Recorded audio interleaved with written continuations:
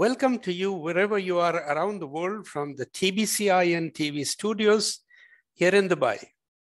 I'm your host, Nadeem. My guest today on BizVibes is Asma Bajawa, who is an accomplished aviation professional.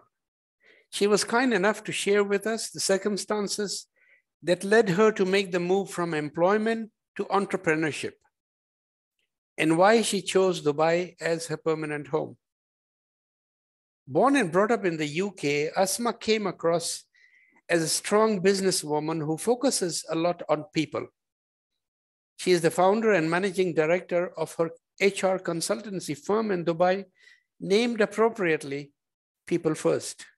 I spoke to Asma about the current challenges faced by job seekers in general and the new employment laws coming into effect from 1st February in the United Arab Emirates. So let's join Asma after clicking the subscribe tab below this video to make sure we continue to bring new business leaders and professionals from around the globe to you through TBC InTV. So we have Asma Bajawa here with us, as I was mentioning, the managing director of her firm called PeopleFirst. It's an HR firm offering HR services to various companies. Welcome, Asma, and thank you very much for your time for TBC InTV.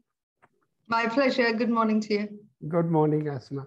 And I'm fortunate that Asma is in the same city as myself. She is in Dubai, and she has established her firm in Dubai since the last 12 years, is it? 14. 14 years, all right. So Asma, I will just leave the floor to you first and welcome you. And if you'd like to introduce yourself a bit and your firm, your company. Okay, great. Well, first of all, thank you very much for inviting me to join you today. It's a real pleasure. And it's a pleasure to be in sunny Dubai today, so it's stopped raining for a while. So my name's Asma Bajawa. I'm the managing director of a company called PeopleFirst HR Consultancy.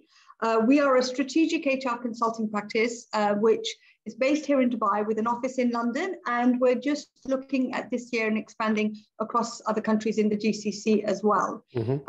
We basically offer strategic and operational HR solutions to absolutely any industry, doesn't matter what size of business you are, what you do. So we work with government, we work with semi-government, private sector. Our largest client has been 30,000 people. One of the utility companies in Saudi Arabia, for example, to one person setting up a trading company here in the UAE. So we are not industry specific, but we have expertise in HR and how people and organizations and how to really get the best out of your people and what frameworks and management practices we should have in place to really help the business agenda be achieved through people. That's great. That's great. Asma, you've had a long professional journey of nearly 4 decades, including working yourself in the aviation, right? Back Absolutely, in the UK. yeah. Just take us through briefly about the challenges and the triumphs that you have encountered during this period. It's been a long journey. Yeah, it has actually. 4 decades almost. So I started my career back in the UK. So UK is kind of home for me now. Dubai is home. So that's where I started my career. When I was very young, straight out of A levels, I went to join British Airways.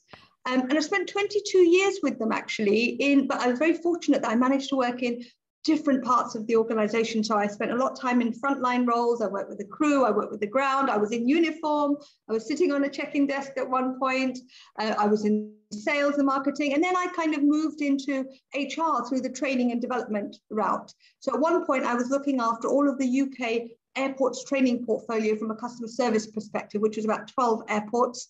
And then I was involved in organization design of Terminal 5, if people know Heathrow Airport. When that was first developed, I was project managing that. So I was very fortunate enough to be exposed to a lot of different areas and get some very, very transferable, generic, good skills from a recognized blue chip company.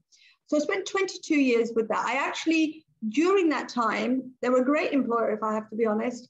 I got married very young. I didn't go to university. I then, in my mid-30s, went back to university, and my company sponsored me. So I went back to university, did a management degree, and then did my master's at 40. So I did an MBA. Excellent. At 40, absolutely. Commendable.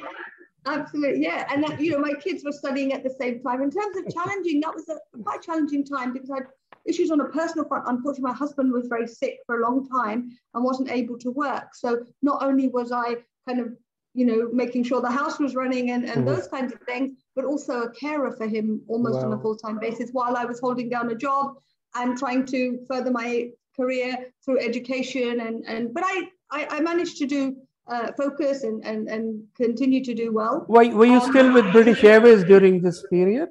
Absolutely, I was with British Airways during this period. Okay. Just before BA, I did a little stint with a bank for a couple of years, just before I had my children.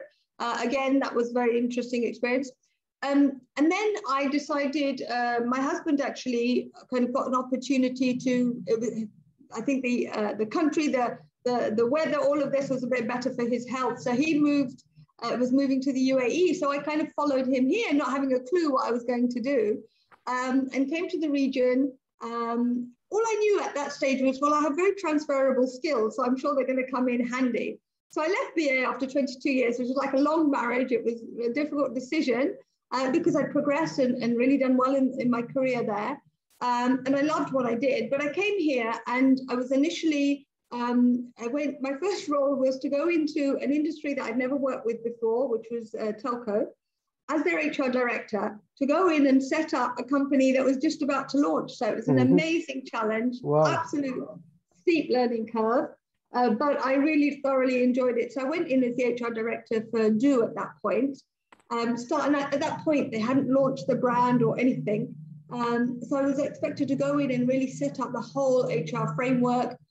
We went from, I think at that point, they only had about 50 people. When I left, we had 1,500 people. So recruitment, putting the HR systems, policies, framework, recruiting people, training them, getting the launch centers ready. Amazing experience. It was non-stop. And you're talking of, for everybody listening, you're talking of Do, the telecommunication company in UAE. That's correct. That's correct. All right. Yeah. Great. So after we successfully launched the company, I think I knew it, although it was a permanent role, it's a great environment. I think I realized that for me, I'm not a desk job person, and the bigger the problem, the better for me. I like challenge.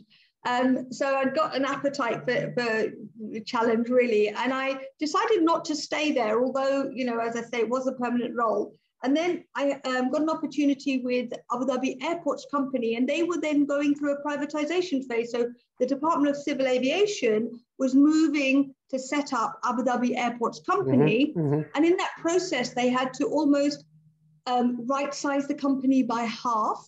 They had to assess people, select who they were going to take forward, exit 600 plus people from the company, give them new terms and conditions. And they were looking for someone to go in and work directly with the board as their principal consultant to help them manage this process and make sure that this was all done in the correct way, that, the future foundations of the new company were built from an HR perspective, and that reputational risk, obviously, in terms of exiting these people were managed. So that sounded like just let me interrupt you here and give just a broad idea to us about what is the right way of getting rid of people like you did on such a large scale. Yeah, and we were working on very, very time scales. I think what's really important when you're restructuring, call it downsizing, right-sizing, whatever you want to do it, is to take people on that journey with you, to help them understand the rationale, the why. So of course, from businesses will have to reshape themselves, whether they're growing, whether they're diversifying, whether they're, shrinking. And in that process, it's really important, first of all, to not look at people, look at what the business needs, identify what the business needs are, define those, and then help people to understand. And I think what was really important that we defined the principles of that process around people, treating people with respect, making sure that we were honest and transparent with people, making sure that we told them what was in them, what was in it for them, what not over promising anything, and not kind of and recognizing that our company's reputational risk was going to be associated with every person that may have to walk out of the door and what they were going to say. So a lot of my time initially was spent just talking to people, helping them understand, helping them, taking them through the decision-making process and the what's, without compromising what the business decisions were. But it was a lot of hard work to really take people on that journey to say this is, and also giving people some choices to say, these are the options that we have, and empowering them a little bit to make some choices for their future as well. So it was important very much to manage that change, and it was a complete transformation, that process, the communication, engagement, recognizing that your stakeholders are not just the board members, but down to the, at the airport, the individual, a forklift driver or the trolley driver, for example. And so it's very important to understand who was involved, who was impacted, how they were going to be impacted, and how we were going to manage that in a respectful manner, in a manner that was aligned to best practice. So all of those principles were defined up front. We made sure that absolutely everybody was treated in a fair and equitable, whether we decided we assessed everybody and decided whether they were going to stay or not stay. And then we communicated that and were able to tell them why those decisions were made. Yeah, extremely tough very, challenge. Very tough, very tough. You can't underestimate. And I think some companies do here kind of go, oh, well, they don't pay enough attention to the managing the people fallout of that, because not only have you then managed the exiting part, you also have to think about the people that are left and how are they feeling, and they've just lost that, perhaps colleagues have left, or perhaps their terms and conditions are different and it's a different environment. So a change engagement strategy is very, very critical, and to execute that is even more critical. Excellent. I think you touched upon your personal challenges as well as your professional challenges, from starting up with 50 employees up to 1,500, and then moving to a company to downsize. Exactly. In a new country, new region where I was still learning everything. And in terms of triumphs, I think you mentioned, I think two things I would like to share. That I think the region has offered me huge, huge growth. I love being in the region. I think I've been exposed to some amazing opportunities and worked with amazing people that I probably wouldn't have done back in the UK. But two things. I think back in 2016, I was a finalist in Emirates Woman of the Year in the Visionaries category, which I would never have dreamt about. Wow. We're starting up the business in the middle of a recession in 2018. And here we are today. 2017, we won an award from the Chartered Institute of Personnel Development from the UK, so the CIPD, in the category of Best HR Consultancy for a project we delivered in the Sultanate of Oman, which was a very strategically important project for the country, actually, with all the airports there. And, we were the only international company that were invited and highly commended. So for us to achieve that, and then be competing up against the big boys, the KPMGs and the EYs or the Mercers of the world, who we have partnered with as well from time to time, but we have won projects over them and those kind of things. So we've established a very, very strong brand, a good reputation. We're good at what we do, and we're passionate about what we do. So I think those kind of have to be included in my brand. That's brilliant, Asma, and congratulations on that. Thank you. Really commendable. So moving on from Abu Dhabi Airport, and you were still in employment, you finally chose entrepreneurship and starting your own business. Why was that? Well, it was interesting. I think, as I said earlier on, I kind of, having had that 22-year relationship with British Airways, realized I probably didn't want to go into kind of an in-house role again. That was huge. And the experience that I gained there at Abu Dhabi airports, for example, and when I came to the region, I kind of, by that time, had been here 2 years, and I kind of looked out and thought, well, I'm starting to understand where the HR space and how HR is operating in this region. And I recognized that there was huge opportunity, really, for HR in the region, and there was a developing discipline, and that people were, it was certainly going to help in terms of where the region was going, where the country was going, and people. It was the focus on people. So I recognized that I had a lot of passion, a lot of skill around this expertise, and I I'm a bit of a risk taker. I'm a bit fearless as well, and decided, well, actually, I'm going to set up my own consultancy. And I took some time out, put a business plan together. And before I knew it, I had 6 people working for me. They were leaving companies of large companies, very reputable, that, you know, I'd come across, and they were happy to come and work for me. And, you know, we built it together. Excellent. And any role models in business that you have followed? You know, that's an interesting question. I've often thought about that. And when I think about this, obviously there's some great names out there, and, you know, I could list hundreds, but I think a couple of people I would like to kind of just reflect on here are people I've actually worked with. Mm-hmm. There were 2 people back in my career in BA.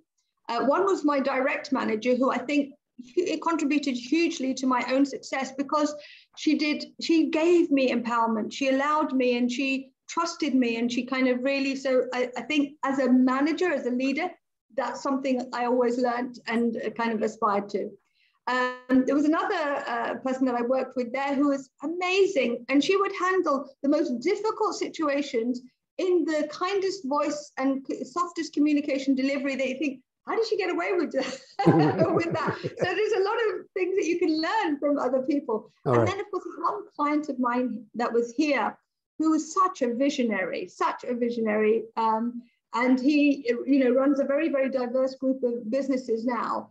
And working with him as a consultant, I was in awe of him. And I think just his thought process and his kind of, he was so brave in terms of his thinking and thinking outside of the box. And I think a combination of all of those things is certainly something that, you know, I hope I've learned a little bit of. That's great. I mean, you give examples of people who you have actually come in contact personally. Oh, absolutely, you know? Absolutely. And that's more of an inspiration than just reading about people or listening to them talking, you know. And so what was, could you tell us the main reasons why you chose Dubai to launch your company? Was it because of your husband moving here? Well, I was here in Dubai. He came here, and then because I was here, I got offered this role. I kind of knew started to, enjoyed living here. I knew Dubai very well. We used to holiday here a lot, so it was a very comfortable place. So we were settled and decided that this was a good place to make our home. And from a business perspective, actually, the whole process, it's very interesting, because people always say to me, it's all about who you know here. And that has not been my experience at all. No, that's not. I didn't know anyone when in getting these positions. I didn't have anybody in terms of the process of setting up the business, the licenses, all of this kind of thing has been facilitated through the processes that have been set up, in the relevant entities, etc. So, and I've done it on my own. I don't have any partners and those kinds of things. And so I have found that very, very easy, actually. I have not found that. And I came to this country or this region without knowing anybody. I didn't really know anybody from a business perspective, and didn't have a huge network to pull on. And I have a lot of people come to me and say, oh, I'm looking for a job. Can you help me? It's all about who you know here. And I have to say to them, that has not been my experience whatsoever. And if you have that mindset, you have to change that bit. But I now have a huge network of people I can tap into.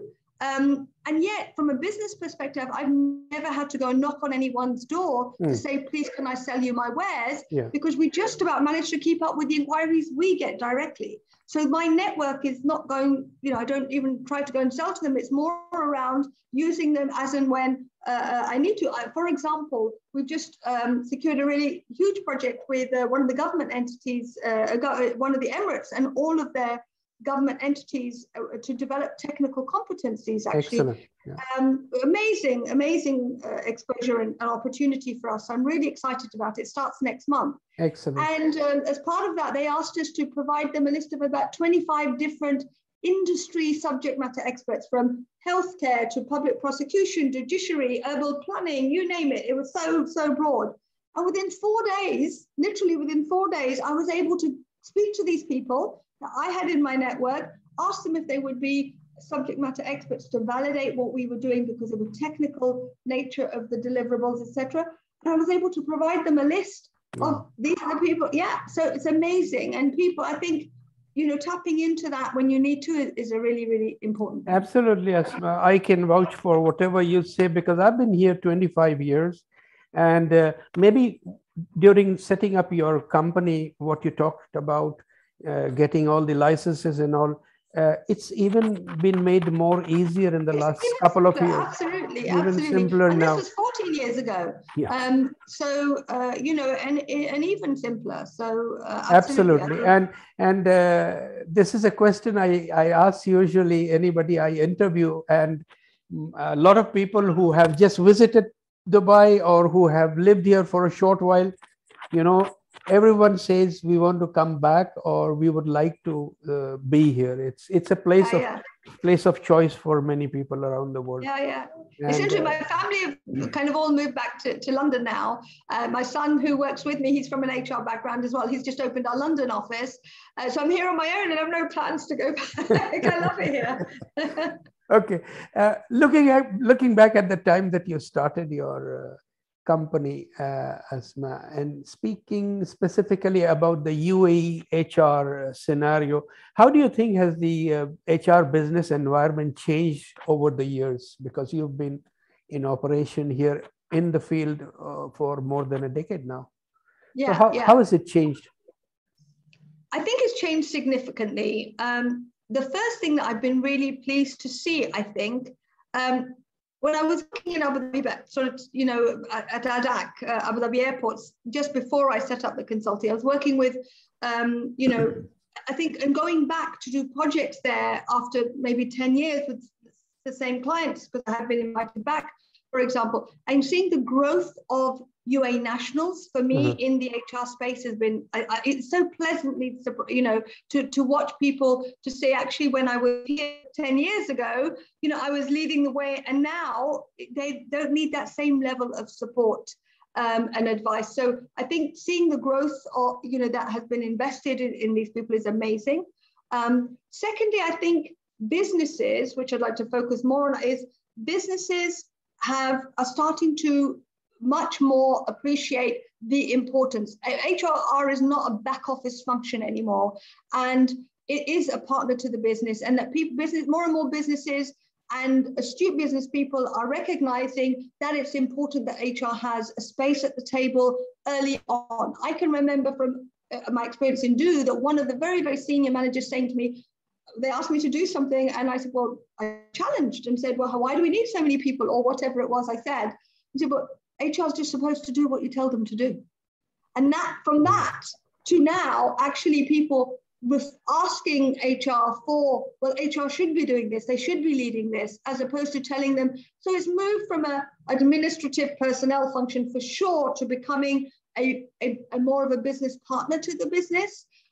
Whether I think there is still room for sure for businesses to really appreciate and involve HR at the strategic aspect that says, that's our strategy. So I could, you know, people like me can say, well, that's what you need to do from a strategy perspective to make sure that your people deliver that for you, or your processes from a, you know, people management perspective deliver that for you. So certainly there's been a huge shift. I think people are very conscious of the people aspect. I still see a lot of businesses that are very, very successful, that have grown and evolved for, you know, they have great products or services or whatever. And then they realize that, oh my God, now I need to focus on my people. And they've achieved such growth without really focusing on that. And then they realize that it's difficult to keep talent or attract talent. And you know, and that doesn't mean that businesses can't be successful, but I think people are realizing that the earlier you put focus on having these structures and frameworks in place, actually enables the company to grow quite significantly. And do you think there is still room for change, more change to come? Because there are lots of companies that still have the old mindset, you know, a lot of companies. Totally. Across every industry as well. It doesn't matter what industry. And I think it matters where what people's own experiences have been, and where, you know, if they work with organizations where HR has been more involved, those kinds of things. So I think it's certainly a discipline in the business that is being recognized way more by senior executives.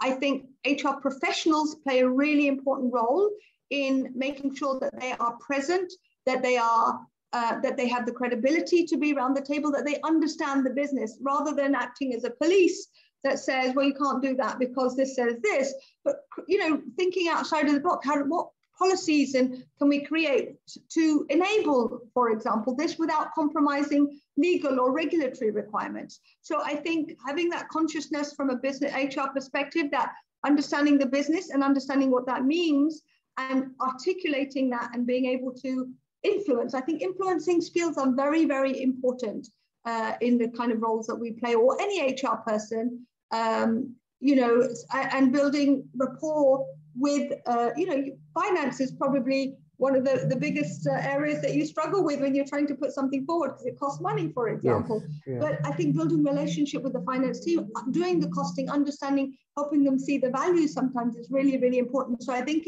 stakeholder management, engagement, again, is very, very important. I couldn't agree more with you because I've been in the corporate world for a long time, and I actually also witnessed this change coming. And if I see now, there's a huge change that has taken place. Can we give credit to the social media for that as well? Yes, absolutely. I think social media has transformed. Well, I mean, well, yeah, very much so, very much so. I'll give you an example. So back in, I think I was still in, when I first set up the consultancy, one of my first projects, which was in Abu Dhabi with Abu Dhabi Aircraft Technologies, we were going through a big transformation program that was delivered by a systems implementation. And I was looking at attendance and stuff, and I wanted to introduce something new. It was going to take a little bit of investment on this, etc. So what I had to do is actually look at the cost of absenteeism first, whether it was lateness, early leaving, or you know, sickness, whatever it was. Yeah. I had to look at the cost of that and put a figure to it, and then compare that with what I was proposing for really finance to take me quite seriously. Yeah. So it is important to take these things into consideration when you are talking to the business.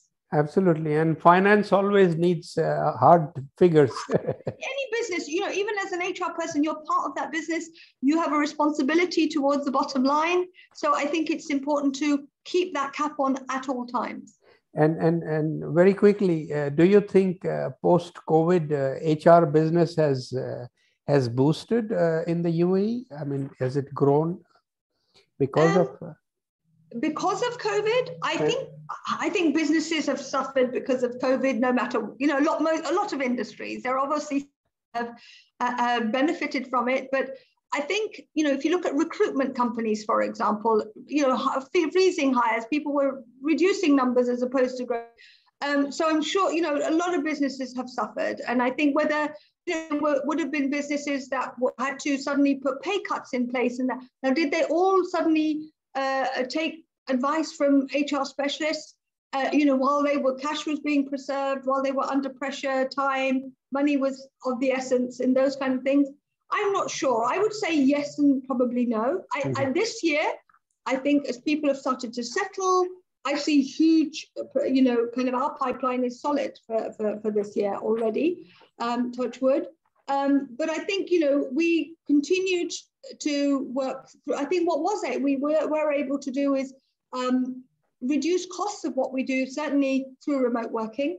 So where we were jumping on and off airplanes, for example, all the time, traveling to see clients, a lot of our work is done remotely now, which reduces costs significantly. But yes, I think, you know, there are, you know, outsourcing probably, you know, quite often gives efficiencies to businesses. So those kind of businesses may have benefited if companies, you know, HR outsourcing, if companies looked at their bottom line and their costs and how they could save money, because that was the focus really for the last couple of years for many, many businesses. Yeah, and I was actually referring to the post-COVID period, which you said looks very positive. So, I think certainly the region here, you know, I feel that there is a buoyancy again, and there is demand. You know, I think I'm going to have to grow my team this year, actually. I see. And have you outsourced your resources as well? We don't outsource anything. So we use an associate. We have a tried and trusted pool of associate consultants that we use that bring different disciplines, that you know, are from different industries, etc. Experience. So we build the team based on the project, for example. For if we need more Arabic speakers on the ground, then we'll pull that. But, we don't outsource any of our work. It's very important. I think the fact that we have been able to win an award, compete up against, the kind of companies that we do is we place huge emphasis on the quality of what we do. Excellent. So the technical expertise, we do not compromise. So I never give something out, etc. If we bring in associate consultants, they will work under PeopleFirst through our quality assurance. We have a very robust quality assurance process. So nothing is outsourced to anyone else. We offer an outsourcing solution for small to medium-sized businesses, but we do not outsource our work to anybody else. All right, and just something very small. You mentioned in the beginning that you have plans to open up offices in other countries. Which other country are you planning for? And the next one, inshallah, will be in Oman. Oh, okay, great. Yeah. Okay, all right. Now, thank you very much, Asma, for all these perspectives and your experiences. I'll just ask you one more question specifically, which will be interesting for our audiences, those who are affected by the pandemic as far as their jobs and livelihood is concerned. So in your opinion, what are the major challenges that people in the UAE face as far as finding jobs is concerned? What would be your advice to them? Okay, I think in terms of challenges of finding jobs, I think obviously a lot of companies are moving towards kind of social media and LinkedIn and all of these in terms of search. I say, so think about where jobs are being advertised and how they're being advertised. All right. As I mentioned to you earlier, a lot of people approach me and say it's all about who you know and who you're connected to and stuff. And I would say you have to switch that mindset a little bit. Of course, use your networks. Absolutely use your networks, tap in to find out, etc. But any good recruiting person is going to make sure that whoever they're recruiting has the right skills and experience that they need. So that's experience. Look at, I think, jobs are changing, requirements are changing. So, I think one of the challenges also in the region is there is such a beautiful, diverse mix of global experience, nationalities, people from different countries, if you like. And sometimes you can be competing with somebody who has the same or similar qualifications, similar experience that may have come from a country that doesn't want as much salary, for example. Yeah. So, those challenges come into play as well.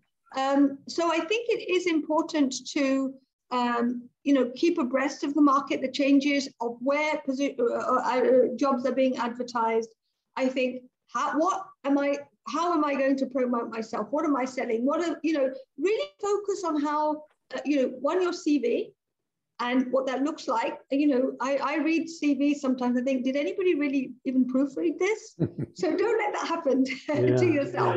And then, be prepared.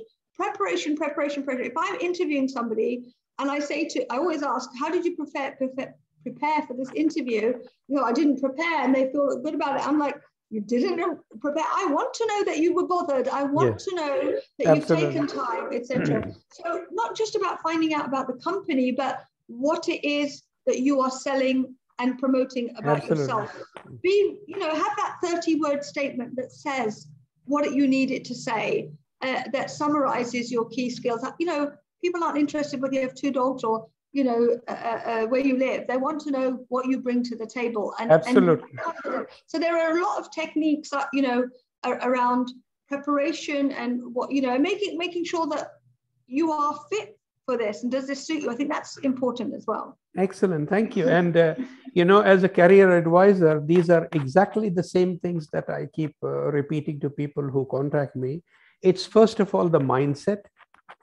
And networking is very important, as you said, personal branding, how the company will find you, and preparation. Once you get a break for an interview, preparation is absolutely. Absolutely. I think, what's going to make your CV stand out? When I was in the UK, I think before I came here, I think I applied for a couple of jobs. I didn't even hear back. But, once I got here, It was different. I got to understand the region. I think how you promote yourself, how you sell yourself, how you kind of package all of that is very, very important. So ask yourself, what am I selling here? What are my strengths? Know what your development areas are as well, and be able to, there are some very good, books, small, very easy reads around how to prepare for interviews and those kinds of things, which there was one I remember reading called The Perfect Interview by Max Eckhart. And a very easy paperback read, which I recommend to anyone that asks me and says, go read that. It's a really good book. And for lazy people, YouTube is always there as well. Absolutely. Yeah, I'll ask you a question based on something you just mentioned, that you applied for jobs and never heard back. On social media, you hear a lot of people complaining about that I've sent so many resumes to companies, but I never hear back. What's your take on that, your perspective? Yeah, you see, it's interesting because a lot of, when you're applying on websites and portals and things, there is a lot of search word going on in terms of, because you get hundreds of CVs and companies do have to then... Thousands. Thousands. That's right. Companies do have to have some kind of mechanism in the system that helps them to shortlist, whether it's keywords or what they're looking for. So a lot of things can get filtered out that way. So when you're uploading your CV, have a look at what is being asked for, in the JD, for example, or the profile that they've advertised, to up your chances. And I think, companies certainly, can do more in responding, whether it's an automatic response to say, yes, we received your CV, or thank you, you haven't been successful. I think, in setting up that system, a back end on how to, because it's very important for a company, when we're working with companies, helping them with recruitment and those kinds of things, and their recruitment processes, is making sure that not only do you handle the successful candidate, but the candidates that you don't select. Exactly. As well. Exactly. That's important for their own reputation as well. Very important. Very important. Sorry. So a system could be set up actually, to send out a message that if you don't hear from us in the next 4 weeks or 6 weeks, you can consider yourself unsuccessful this time, right? Yeah, absolutely. So it's all about how that's really set up, and those automated messages or kind of emails that can be shot out. So yeah. Good, Asma. Thank you. We've spoken a lot about a lot of issues covering jobs, recruitments, and HR. One more question I have is particularly about the new laws coming into effect in the UAE, HR laws in February, as we know, being affected. I'd like your perspective, maybe particularly on one law that I was reading through. It's about an employee changing his company while on probation from one company to another. And the law requires now, effective February in UAE, that the new company hiring an employee within a probation period should be paying back the expenses incurred for his employment by the first company. How do you see that law? And is that a practice followed anywhere else in your knowledge? No, and we work with several countries across the region. We work across the GCC and the Middle East. And no, I don't know of that. Now, I think overall the changes are very positive. Yeah. Very, very positive. In favor of the employees, right? Definitely. They also protect the employer. I think that's right. But yes, it is more employee friendly, if I would say. Yeah. And which is great. I'm glad to see that. In terms now, I think whether somebody leaves and gets another job during probation, whether they were terminated or resignation are two things that we will, because that could make a difference. Yeah. Voluntarily, if an employee goes, I think that the regulations with the law have not been, detailed as yet. In terms of, it does say that the new company, the second company that is hiring them from here, which should bear reimburse the initial employer for the recruitment costs. What is a recruitment cost has not been defined as yet. Mm-hmm. How is that going to happen? So there's still a lot. It's interesting. I think what's good this particular one addresses that if employers should be able to transfer their visa and go to other companies. Yeah. But equally, the employer that had the issue, well, the recruitment costs, the visa costs, bringing them in, all of these kinds of things that I'm incurring, what about, and that in the past protected the company. Now, both things have been addressed. So I think in writing or changing this, they've not overlooked one and not the other. They've kind of considered both of them. And, you know, will this recruitment cost include the cost of the recruitment agency, or their ticket because I flew them in, or their relocation, you know, visa and everything. Visa, you know, or their personal belongings, or their home, you know, did I ship, or what did I give them a joining bonus? So obviously, I'm sure there will, all of this kind of things need to be looked at, and I'm sure that, you know, companies will consider this in making their decisions, you know, in how critical a resource is for them as well. And as we speak, these things have not been clarified as yet, right? Not to the detail, not yet. All right. Okay. Asma, it's been absolutely wonderful talking to you. And my last question would be, if you have any message for our team at TBC Internet TV, which is just starting its journey into the broadcasting field. We are a small team, but we have big ambitions. We will go global. There's no doubt about it, but it will take time. We are building it up. Any message for our channel? Oh, wow. I think, first of all, I would like to wish you all the best of luck. Thank you. I think you're an industry that is blowing up. So I'm sure we will see you global very quickly. So I think certainly, you know, for me, I think passion, hard work, commitment, and enjoy the journey. Enjoy Absolutely. The journey. That's part and part of the most important thing. I think, you know, learning on that experience, whether, you know, you're there till the end or through that journey, I think enjoy the journey, and, you know, it's all part of what life has to offer. Asma Bajawa, thank you very much. We've covered a lot of things, and I am sure it will be very interesting for people to listen to our conversation. And hopefully we can arrange another I'd love to. Another bout with you sometime later. Excellent. So thank you. Thank you very much for having me. My pleasure. It's been an absolute pleasure speaking to you. And thank you on behalf of TBC InTV for your time and for sharing your experience. I thoroughly enjoyed talking to you. Thanks, Asma. Thank you very much. Okay. Bye-bye. Bye-bye.